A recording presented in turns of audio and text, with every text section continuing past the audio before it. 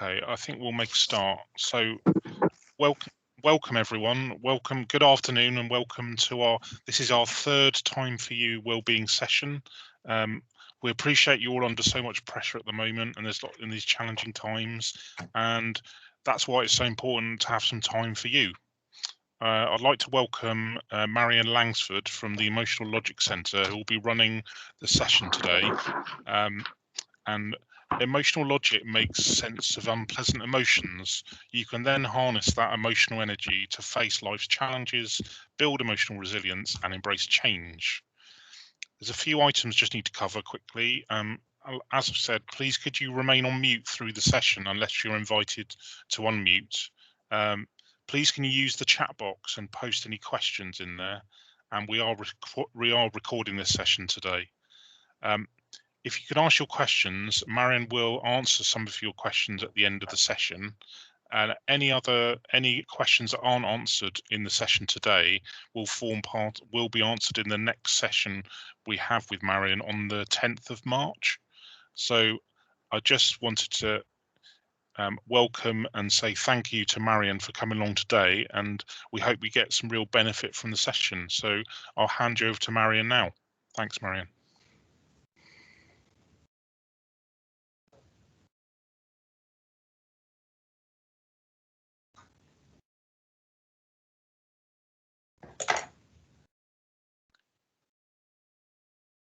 Hi, Marion. Are you on mute, Marion? There we are. Is that fine now? Yes. Okay. Welcome everybody. It's lovely to see so many people here from all over the southwest, which is quite a big area, isn't it? Some people that are quite local to me. So I'm in Ivy Bridge near Plymouth, and I'm a retired GP. I retired nearly 2 years ago, but I've gone back into working as a medical advisor for the vaccination service at the moment. So I'm sort of in the flow a bit of what's still going on in the NHS. But what I've been doing, apart from the medicine, is emotional logic, which is something that I'm really passionate about. And I'll explain to you why that is so in the moment. But as you'll see there, it says, coming through difficulty stronger with emotional logic. So next slide, please. Oh, I should have just said that it was advertised that Dr. Julie Hedgerwood was joining me today, but she's unfortunately had a family crisis. So I'm afraid you've just got my voice, and I'm sorry that it might get a bit monotonous. So this slide, give a man a fish and it'll feed him for a day. Teach a man to fish and he'll feed himself and his family for the rest of his life. Well, obviously that's an adage that we're all familiar with. And the reason I've brought it up today is that Daniel has made me aware that these sessions so far have mostly been time for you, in the sense of a time when you can just have a bit of downtime, relax, maybe listen to a story or do some meditation or something. And this one, I'm sorry if this disappoints you, but this is going to be slightly different, because this session is not just about doing something different than your everyday work. It's about learning a new skill to help you in every day. So not just at this moment, but all the time, whenever any disappointment or setback comes along. So emotional logic. What is emotional logic? First of all, many people think it's an oxymoron. They don't think emotions and logic go together. It's deliberately put like that to raise up people's expectations of what might be coming. So in emotional logic, we believe that all those unpleasant emotions that we all experience every single day, particularly at the moment, there's so much going on. Whenever there's a disappointment or a setback or a loss of some sort, and we've got lots of that going on at the moment, then we experience unpleasant emotions. Things like shock, anger, guilt, depression, all of those unpleasant emotions, we believe, have useful purposes. They're actually there to move us through the process. They're not there to spoil life. They're there to help us to come through stronger. So that's our strap line at the moment, is coming through difficulties stronger. Emotional logic is something that all of us have. We've got it sort of inbuilt in us, really. We just need to activate it. And until people understand what their emotions are for, then they have difficulty using them for their useful purposes. So next slide, please. And again, and that's the one. Okay, so this rather brightly colored complex slide just tells us about what life is like. So we call this the life cycle diagram. And you'll notice the grief word in there, which I'll need to explain in a minute. But in the middle of the diagram, we've got love, and underneath it, we've got creative connection. Now, that doesn't mean particularly romantic love. That means anything at all that we value. So if I've got a special pen that a friend gave to me that really writes rather nicely, and it feels good in my hand, that will be something that fits there in the middle of that circle, something that I value. Of course, it could also refer to something very, very important to us, like our job or career, or the house that we've loved living in, something, any of those sorts of things, or of course a person. But it just means something in the middle there that is important to us. And when everything is going well in that relationship or with my pen, we have joy at the top. But life's like it is, and before long, something goes wrong. The pen goes missing, somebody's taken it, or I've actually misplaced it. The job's under threat. We need to move house. And at the moment, of course, we're getting lots and lots of disappointments and setbacks all the time, aren't we? And when that happens, the first emotion that most people experience, we call shock, where we're doubting our resources to cope with it. And then there are a series of other emotions, and those all together we call grief. So grief is not one emotion, it's a series of emotions, and we go through it to the other side of the circle where we see bargaining and acceptance. And those two we call the growth points, because they're the two ways out, back up to the top again. And you'll notice it says their personal growth by exploring how to reconnect with others and life. That's where the coming through stronger comes in. If we're able to move through the process, the grief, if you like, of our setback or disappointment, and come up the other side, then we may well come through stronger. I think all of us have heard people say, well, I've had the most awful year. It would be something I would never wish on anybody. But afterwards, actually, I've really learned something, and I've come through as a stronger person. And that's what we hope everybody will experience. Next slide.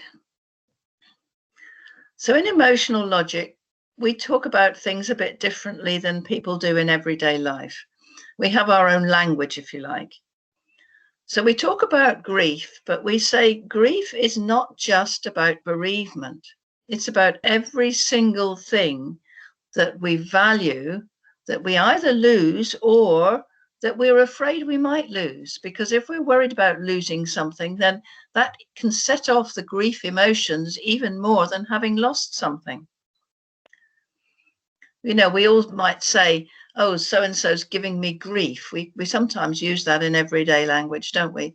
So we do know that grief is not just about bereavement.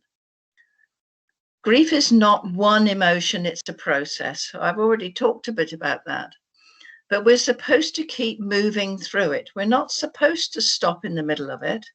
That's why the emotions are unpleasant, because we're supposed to keep moving through them. We only have a loss reaction if something that we value is lost or threatened. So if something that isn't important to us goes, then we won't get these emotions. And actually, we turn that on its head when we're using this with individuals. We make a list of their losses and we say, look at all these losses you've had in this situation. Those are all your values. That means you're more of a human being, not less, because of having all these values. All the grief emotions have useful purposes to help us adjust. And that is something that can be very, very surprising to people, to understand that things like guilt and depression have useful purposes, but they do. Emotions are not all in the mind. Now, you're working in the healthcare environment, and you'll know, I think, that emotions are physical. Our emotions affect every single cell of our body. They're not just what we experience in our consciousness. What we experience in our consciousness are the feelings of the emotion. Now, we've done emotional logic in many different cultures around the world, and we've found that the emotions, the core emotions, are common to all the different cultures that we've worked in. But the feelings of the emotion, the things that we experience in our consciousness, are completely different between different people, different cultures, depending on our upbringing, our previous memories, what we associate with that particular emotion. The feelings are really individual, but the emotions are common to all humanity. Now, why would an emotion have a facial expression? So if I'm doing this in a face-to-face workshop, I'll put on a very angry face now and say, what emotion am I experiencing? I'll do that anyway, just in case you can see me. But emotions have facial expressions because they're about communication. They're about communication within ourselves. Look out, something's going on here, something's threatened. But they're also about communication with other people. That's why they have a facial expression, so that we could look at somebody who's experiencing an emotion and say, oh, gosh, so-and-so looks angry. I wonder what they've lost. It helps us to ask questions and to think about what the other person might be experiencing. So emotions aren't just for ourselves. They're social. They're for everybody else that we're having contact with. Okay, let's have the next slide. Now, this rather complicated diagram we call the turning points diagram, because we recognize that when we've had something threatened or lost, there are various stages of the process that we go through as we process that. Now, this is the logic. This is why we call this emotional logic, because it's looking at the emotions of loss, but it's looking at the logical process. And some of you will recognize these from either Elizabeth Kubler-Ross, although she only had 5, or the British Hospice movement, who initially described these 7 emotions of loss. Now, this is the logic, but human beings do not do it logically, because we're human beings and we all do it our own way. And that is absolutely fine. We're not trying to push people into doing things logically. That's why we don't call these stages, as the hospice movement originally did. They called these the stages of grieving. We call them stepping stones. And that's why we've got this funny wavy blue stuff behind, is because we use an example of getting across the river of grief by jumping from one of these stepping stones to the next. So it gives you the idea that this is about movement. We're not supposed to get stuck in the middle of it. That's why things can feel really bad when we've had any sort of a loss or disappointment, is because we get stuck in the middle. And the reason these emotions are unpleasant is because we are supposed to just step on it and then step off again, as we would if we were using them as stepping stones to cross a river. Now, the first 2 you'll see are about recognizing loss, shock and denial, and they tend to come in pairs. The second 2 about preventing, anger and guilt. The third about recovering, getting something back. And the fourth about letting go, acceptance. And they're in pairs because one of them is about doing things outside in the world, and the other one is about stuff that goes on inside us. So if we look at anger and guilt, for example, anger is telling us, go and do something. Go and do something to prevent this out there in the world. And guilt is telling us, let's ask ourselves some tricky questions. Is there anything that I did to prevent this? Can I learn something from it? And along the bottom, you'll see that there's boxes with the useful purpose of each of these emotions.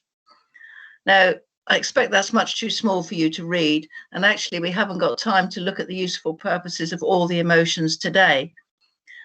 But it's really important for anybody who's wanting to use emotional logic to help anybody else, or even to help themselves, to understand what the useful purpose of the emotion that they may be experiencing is, so that they can turn it to that useful purpose. They know what to do with it. And then that means that they're able to move on to the next phase. Okay, so what we were going to do now was Julie was going to tell a story of something that happened with one of, well, it's actually more than one of her colleagues. It's a sort of composite story. So I'm going to step into her shoes and try and tell this story. If you'd like, put the next slide up, please.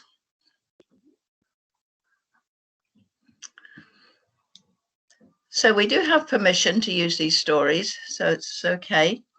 And Joe is obviously not this person's name. But in this story, this is a story from general practice. And I'm sorry about that, because I know that most of you are in hospitals, but I think hopefully you will be able to transfer the ideas across.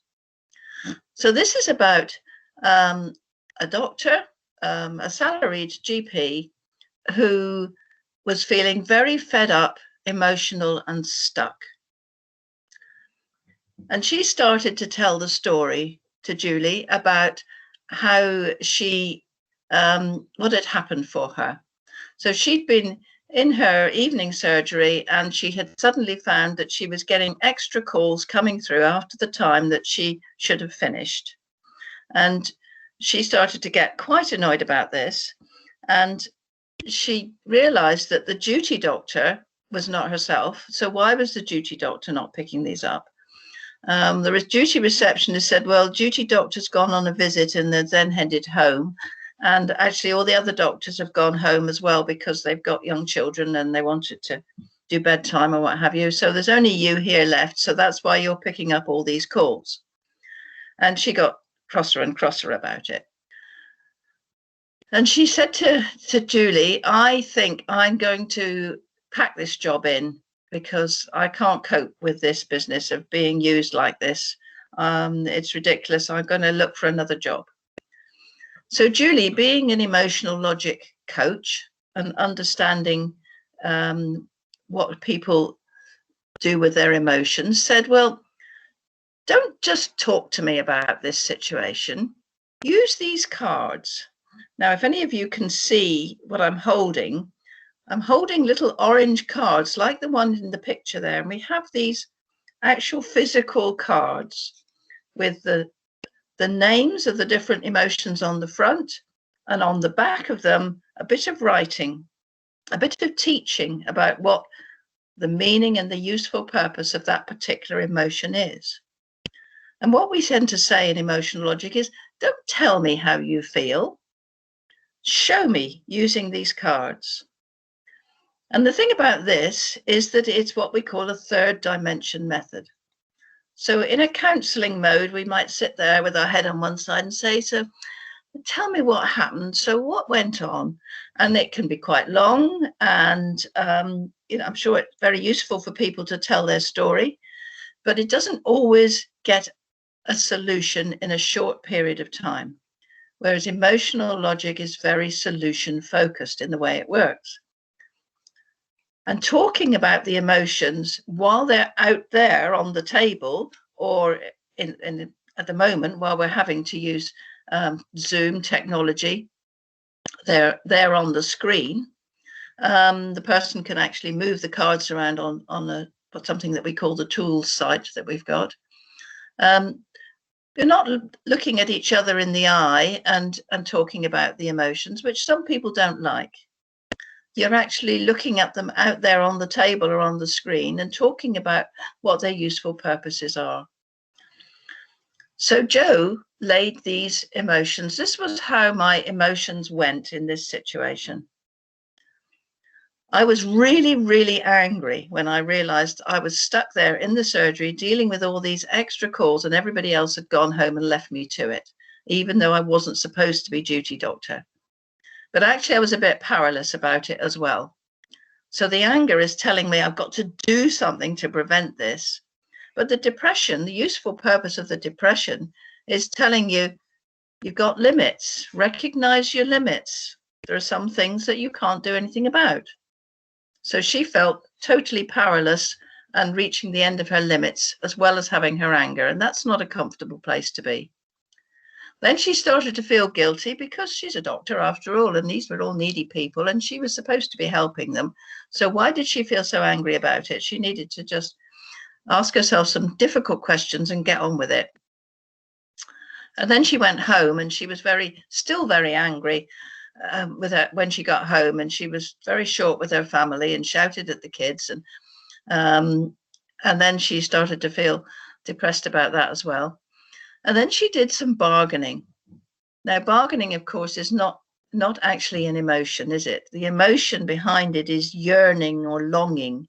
But bargaining is what we do to try and get something back. So she was thinking, what am I going to do to get something back here? What can I recover in this situation? And she went into shock at that point because she realized actually she didn't really have much in the way of resources to get anything back.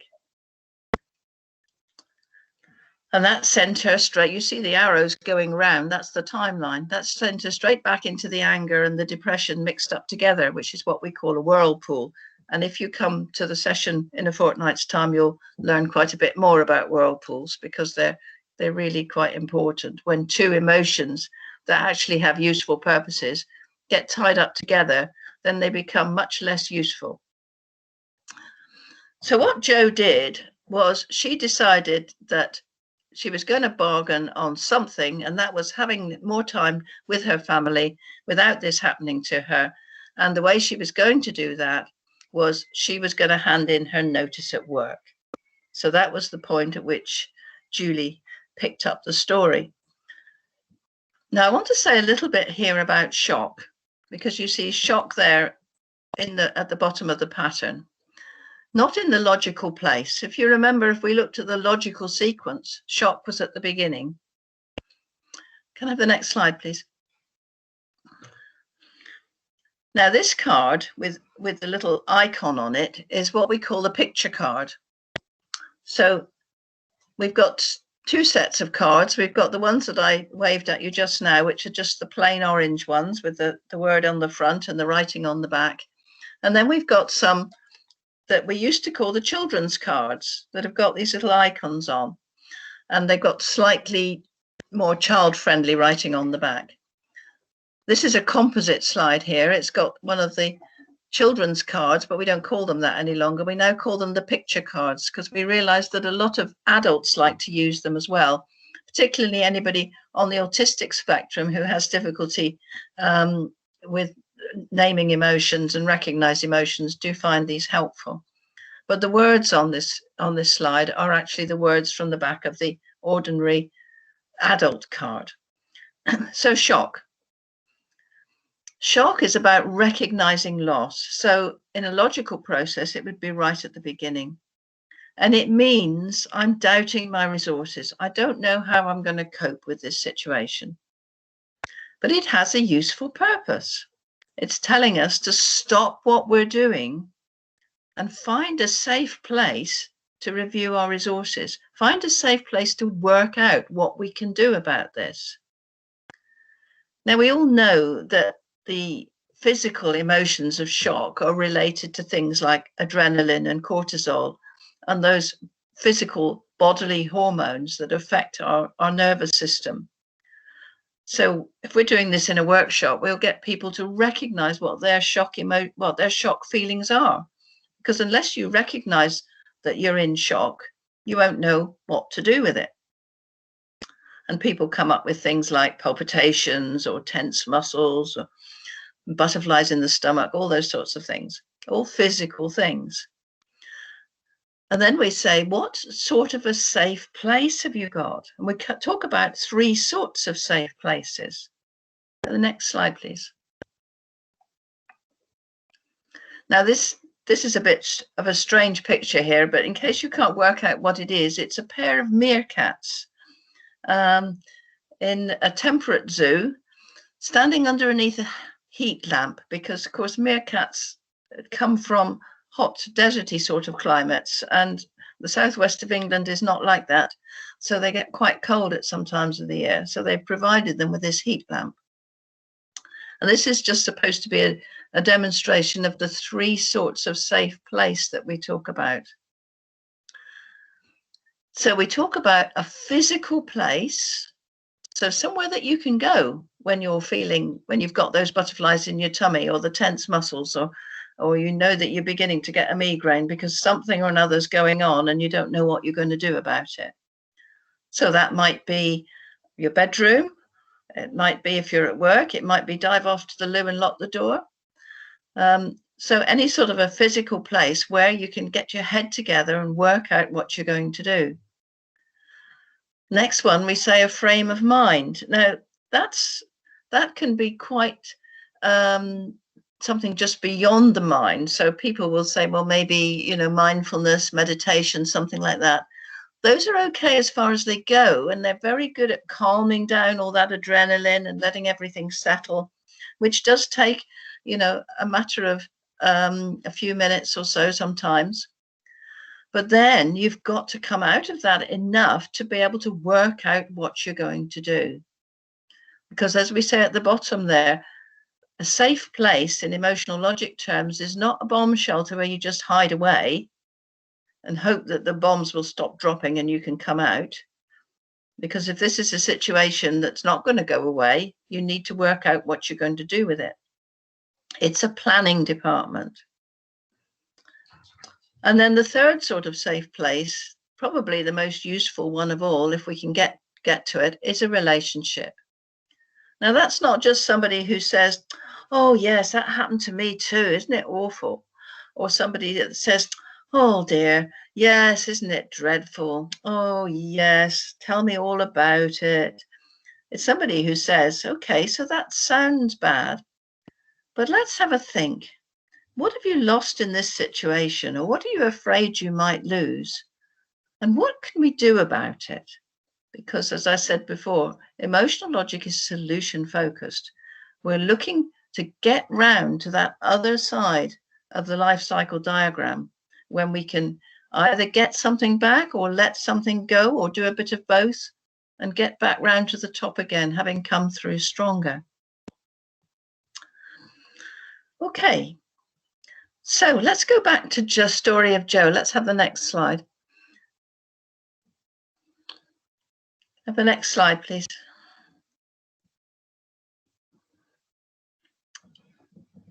Sue, can you put the next slide, please?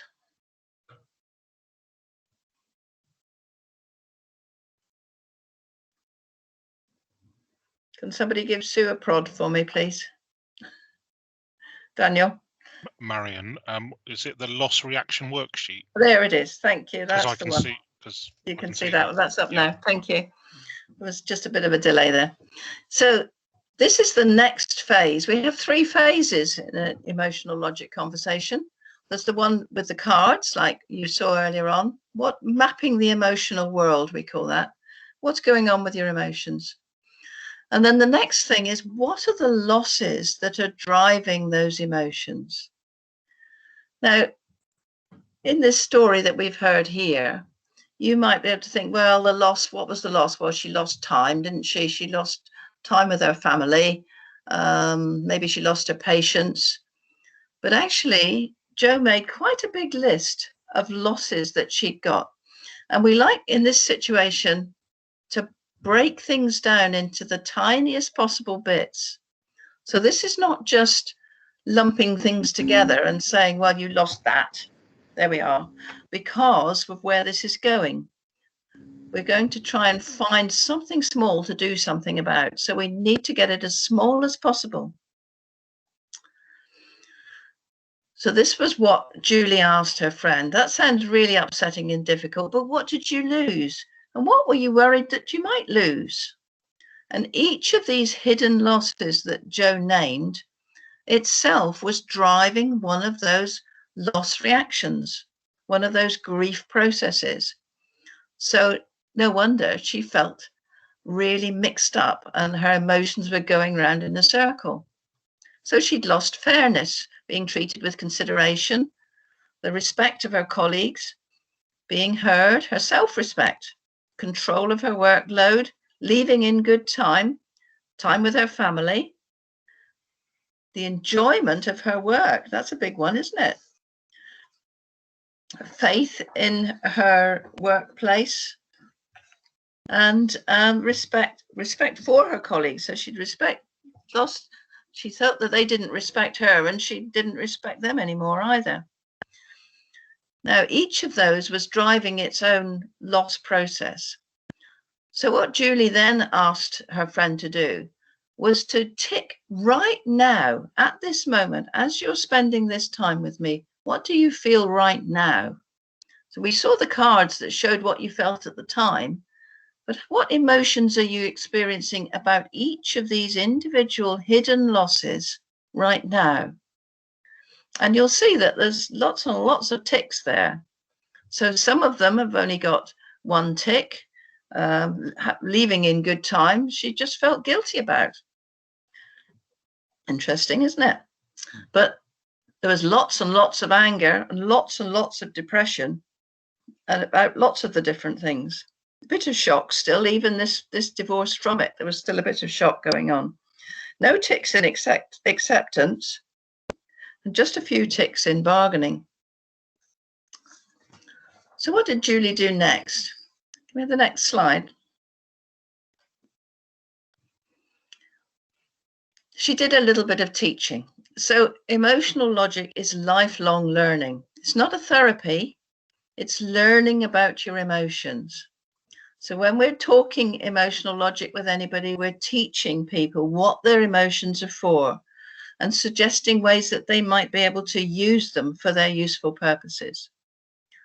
So sometimes people will choose to do emotional logic when they don't want to have a therapy, because that's not where they see themselves. They see themselves wanting to being able to activate their own inner emotional logic.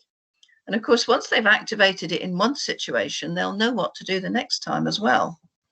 So that works really well.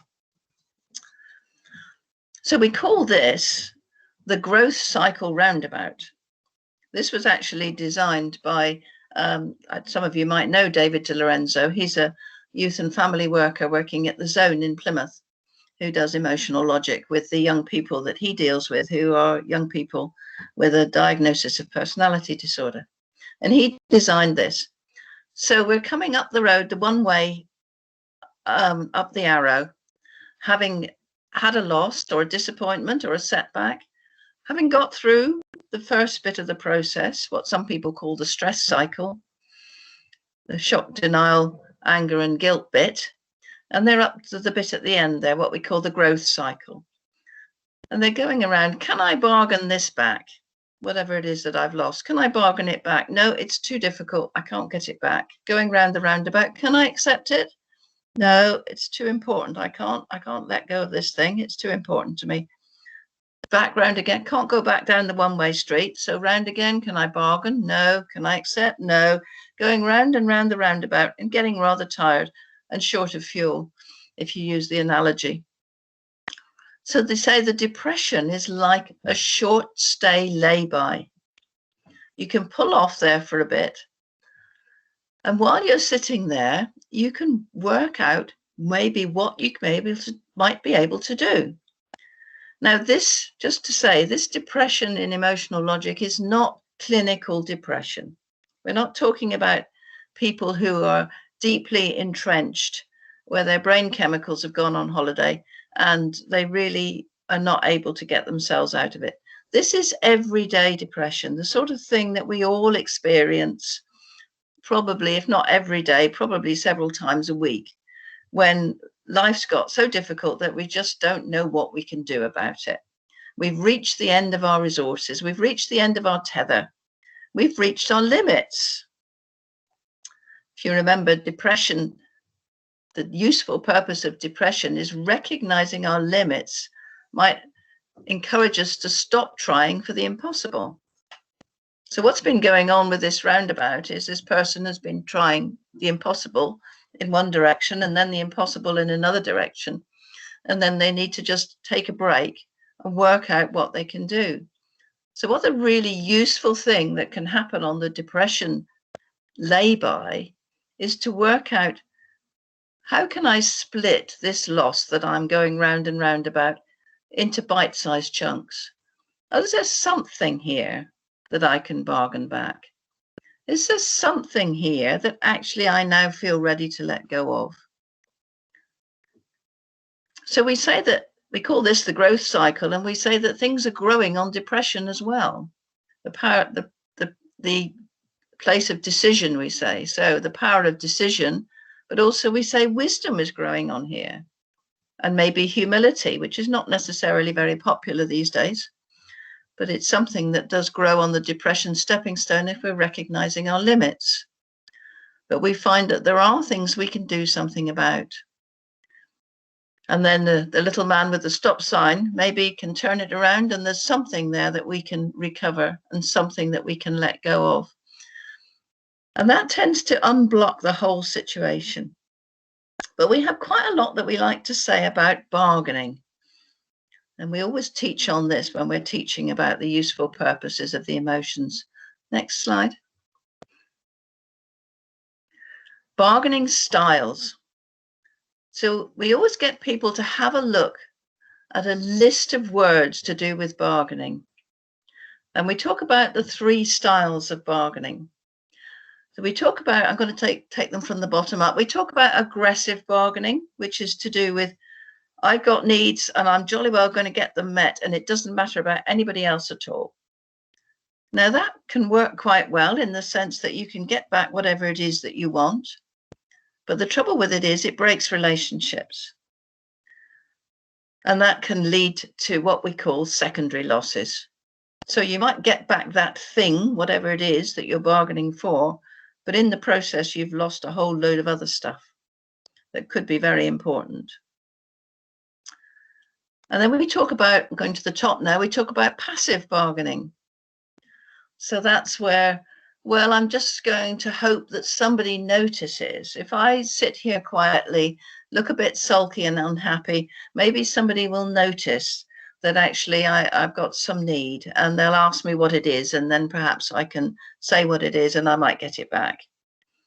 And the problem with that is you're probably not going to get anything back, because people will just say, oh, so-and-so's in a bad mood, and they won't bother to explore it any further. And that breaks relationship too, doesn't it? Because we all know of people who will never say what they really want or need, and it can get really frustrating. And then, of course, you get the person who whizzes from passive straight into aggressive. So, oh, nobody's noticing what I need. Oh, and then suddenly they have an outburst and everybody thinks, where on earth did that come from?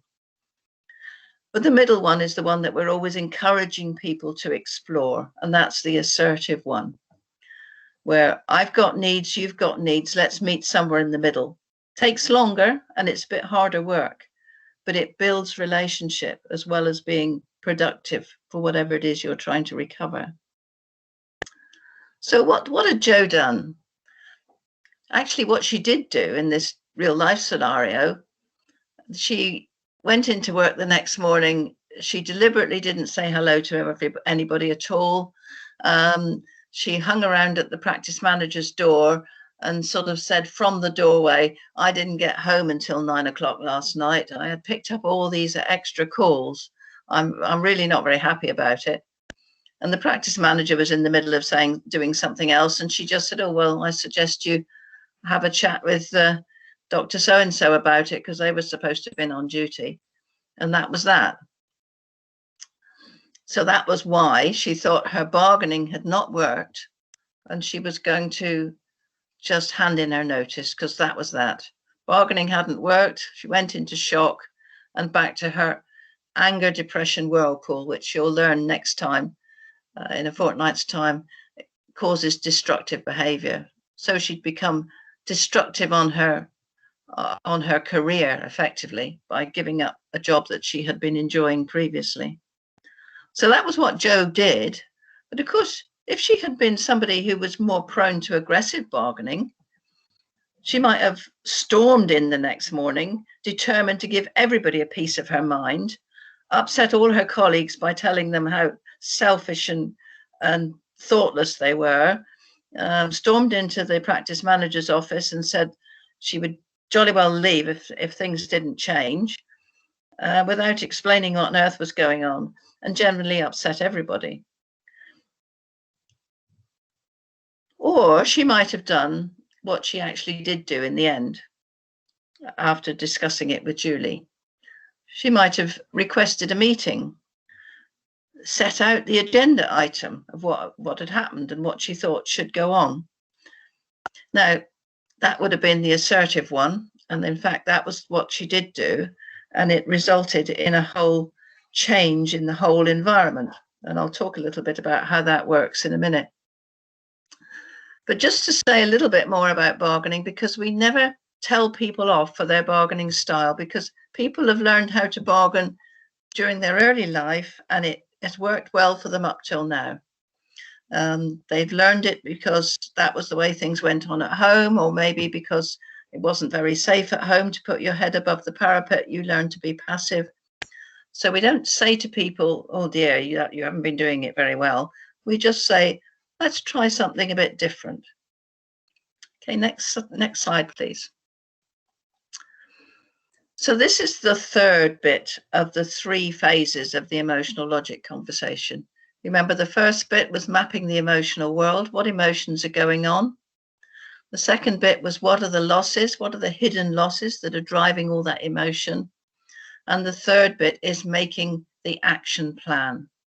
One small practical thing. Now, I'm sure you've all come across the SMART acronym before: specific, measurable, achievable, relevant, and time-framed. And the way we use this in emotional logic is we look at that loss list and we find one thing on there that, together with the person, obviously, it's really important that they recognize this and agree it. One small thing that they can do something about to try and recover. And it needs to be something that they will know that they've done it, and that they can have done it in, say, just a couple of weeks. So that by the time you meet again, yes, they will have done that. If they don't manage to do it, then they need to make a plan B. So in this scenario, what Jo decided that she was going to bargain on was feeling heard. She felt nobody had heard her. So assertively, she did what we said there on the assertive bargaining list. She sent emails. She let everybody know what was going on and how she felt about it and what she wanted to happen. Can we have the final slide? Butterfly effects. So I expect most of you have heard this referred to from chaos theory. One small thing can have massive effects somewhere else. And this is the way the SMART action plan works in emotional logic. And it truly does.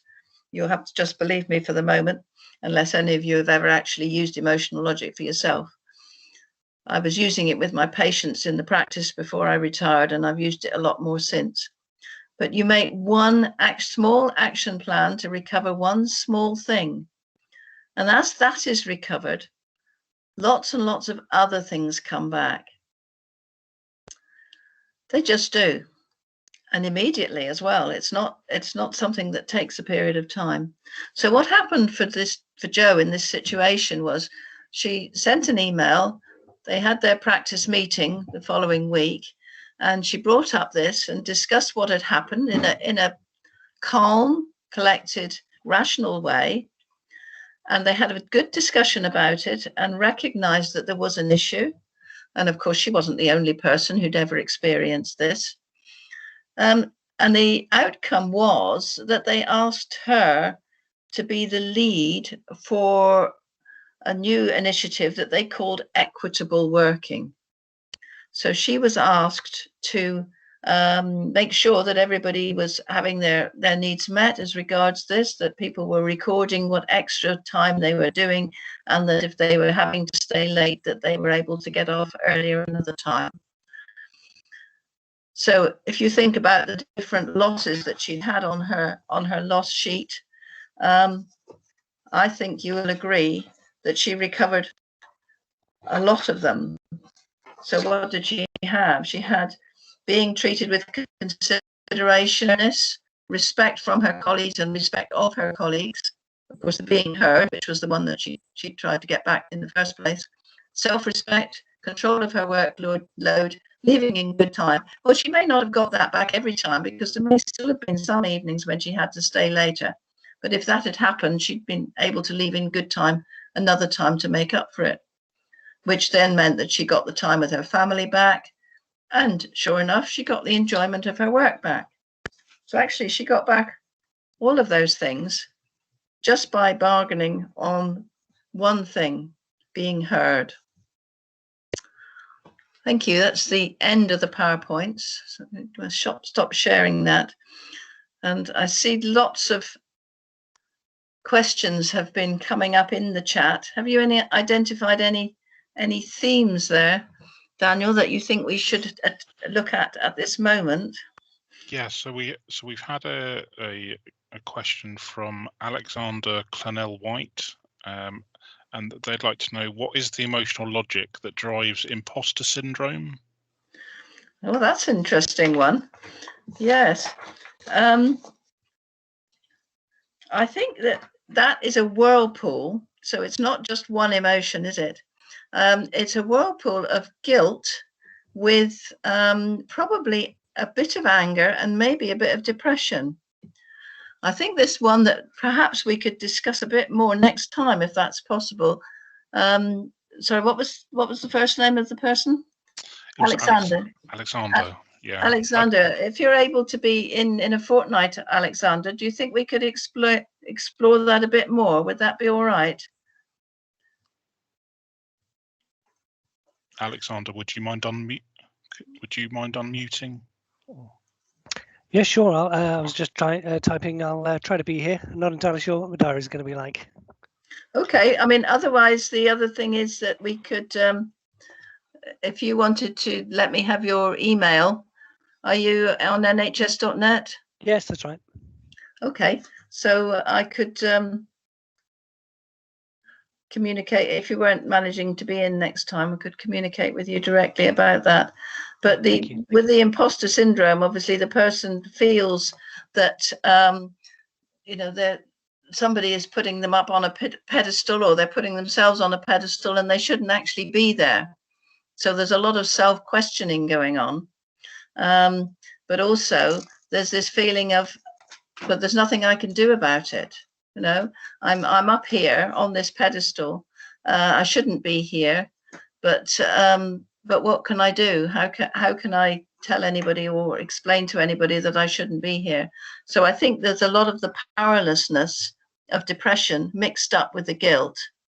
When people get guilt and depression mixed up together, they usually causes low self-esteem, which can be part of the imposter syndrome.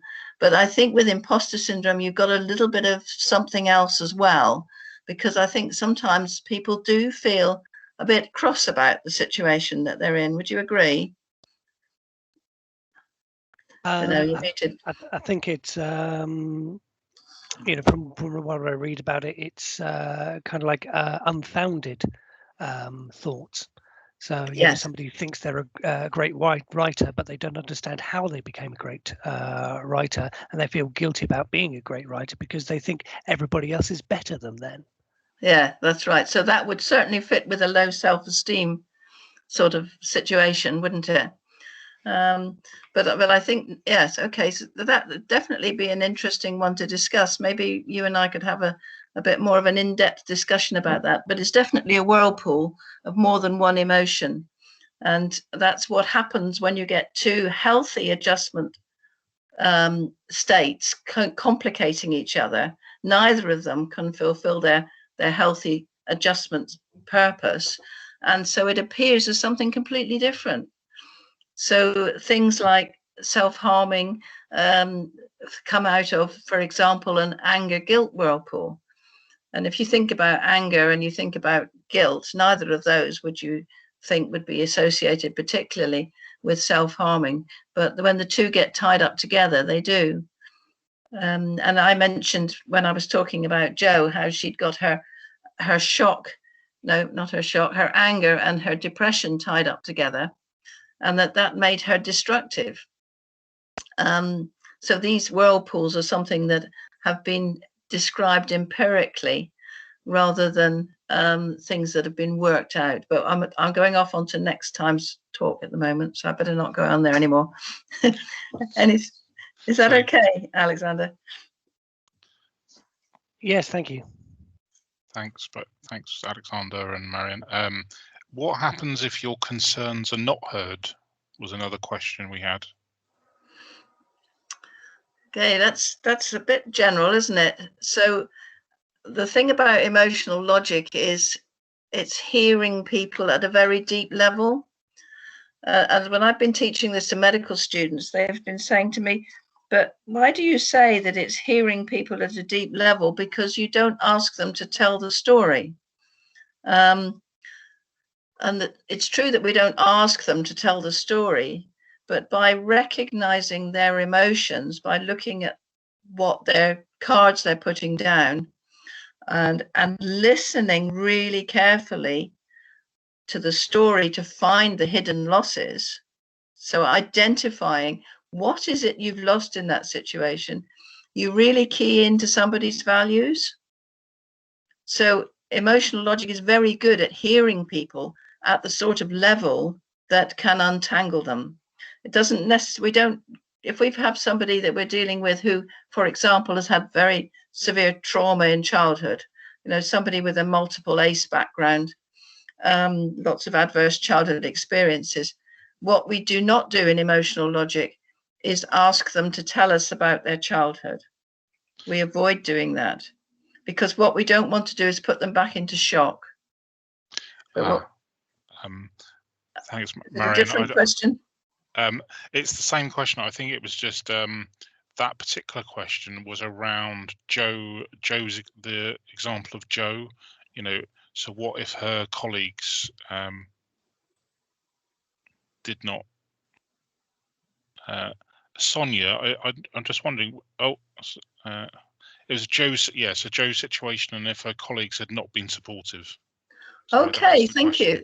Thank you, Sonia. So if in Jo's situation, if, for example, she'd sent an email and she talked to the practice manager and they had said, oh, well, you know, we're not going to put that on the agenda. Yes, well, in that case, her bargaining gambit would have failed. And of course, sometimes that happens. So Julie, in that situation, talking to Jo afterwards, would have been primed as to what sort of a reaction Jo would have to that, because she knows what sort of pattern of emotional processing Jo has. So she would have to have a sort of plan B there. So, okay, so if your colleagues will not listen to you about this, and you really did do it assertively, then maybe, yes, maybe that is not the right place for you to be. Maybe you do need to explore looking at this other job that you were thinking about. So find another thing to bargain on is the answer. Have a look down the loss list. Is there something else you can bargain on if that one has failed? Does that help?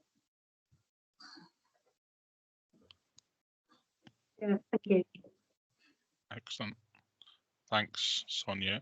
So other than that, we had just positive feedback, and where they can find, where people can find out more. So I've posted the link on there for the Early Learning Centre. So that's on. No, Emotional Logic Centre. Sorry, not the sorry. With yeah, we do get mixed up with the Early Learning Centre sometimes, but it's Emotional Logic Centre. Yes, I do apologise. Yes, Emotional Logic Centre, and no, I think people are looking forward to the next session. So I think that's. In the meanwhile, if you like to let Daniel have any more questions, what we can do next time round, as well as talking about the whirlpools, we can concentrate on answering your questions. So, do send them in through. Be very interested to see what challenging ones you've got for me. Yes, and that's you've said that very well, Marion, and that's all I was going to say as well. And for that, so please do send any of your questions to. You can keep dropping them into the chat box in here, because I can just pick them up from the. Yes, Kate, I am thinking of my little boy with the Early Learning Centre. Sorry, sorry. Kate's just put in there. Yeah, lots of people saying very interesting. Thank you. So thanks for talking today, Marion. It's really insightful, and there's been some really good feedback appearing, and we hope to see you. Well, we're looking forward to seeing you in the few weeks. I think it's the 2 weeks. 10th of March. Yeah. So thank you very much. And I just wanted to say next week we've got our second storytelling session with Cara McCarthy, and that was, the first one was great, and we had lots of positive feedback from that as well. You feel really relaxed and rejuvenated after that, so I recommend joining for next week. That's the same day, same time, Wednesday 2 till 3 next week. And that's everything really. Just thanks for joining. Thanks Marion once again, and thanks Sue for helping, and thank you all for joining. And enjoy the rest of your week. All right. Thank you. Daniel, I see somebody's asking for the slides. I don't know whether that's practicable. Yes, so I did respond. So I will be able to. I know who the attendees are from today's session. So what I can do is pull the lists of people to the slides are quite large, so we'll have to look at the best way to get them to you. It might be that we store them somewhere and then we send you a link to it, but we just have to. So we'll find a way. Where there's a will, there's a way. And we've had a great turnout today. We had over 80 people. So yeah, really good session. So thanks very much, and goodbye and good luck. And it's been a nice session. All right. Thanks again. Thank you. All right. Thanks, bye. everyone. Thank you. Thank you, Sue. All right. Bye.